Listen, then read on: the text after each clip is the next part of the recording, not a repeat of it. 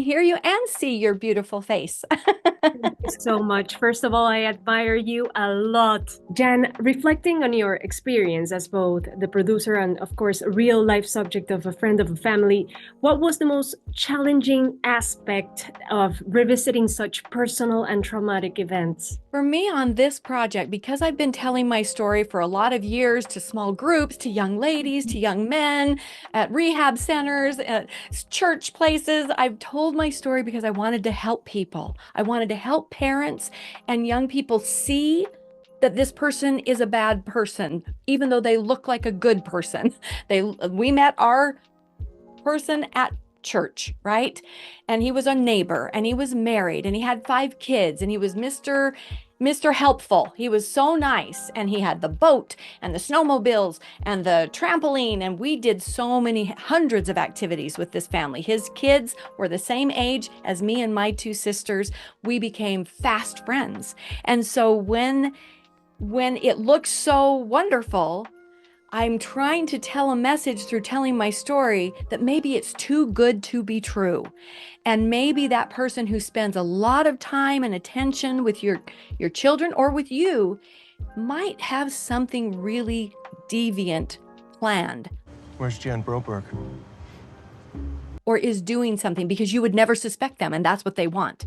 That's all grooming, right? They were so wonderful. They wanted to listen to me. They invited me into the writer's room. They wanted to get the story right. And I was so grateful to be able to tell it in this way, because as I watch the series now, it was told correctly, in context, so that you could understand how my mom could get into an affair with this man, because for years he complimented her behind my dad's back and said all the right things and did all the right things, and then she felt so terrible about it for the rest of her life. How my dad, he said he could make you feel like you were 17 and like do the stupidest things that my dad ever did because he was such a good man.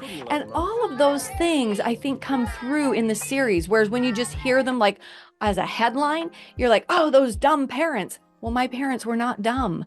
My parents were kind and loving, and he was their best friend. He and his wife and the 5 kids, we were all best friends.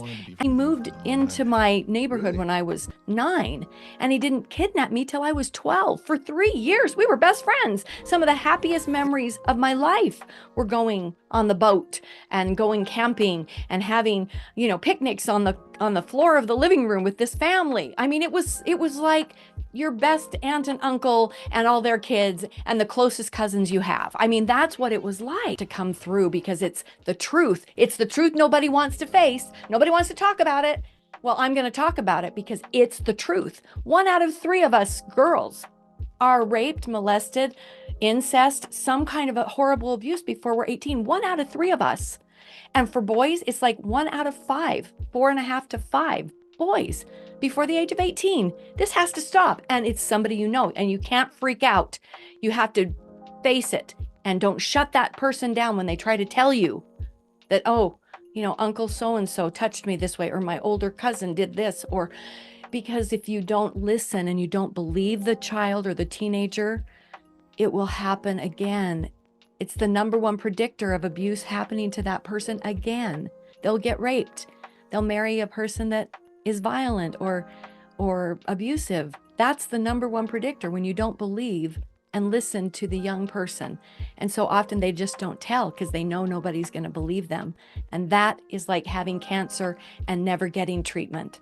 Don't do that. If it happened to you, tell someone you can trust, and get the help you need to heal. That was my reason for telling the story. I am the beacon of hope. It is possible to heal, but you have to do that work, and you have to be believed. That's the first step.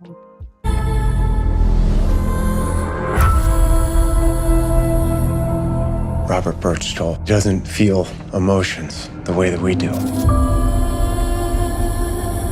He will lie and manipulate to get the only thing that he wants. Do you remember what I told you? You sure are special. Who is her father? Him or me? Gail, if you knew something, you would tell us, right? Your husband kidnapped her. Again! Where is Jan? Where is she? There's no telling what he is capable of.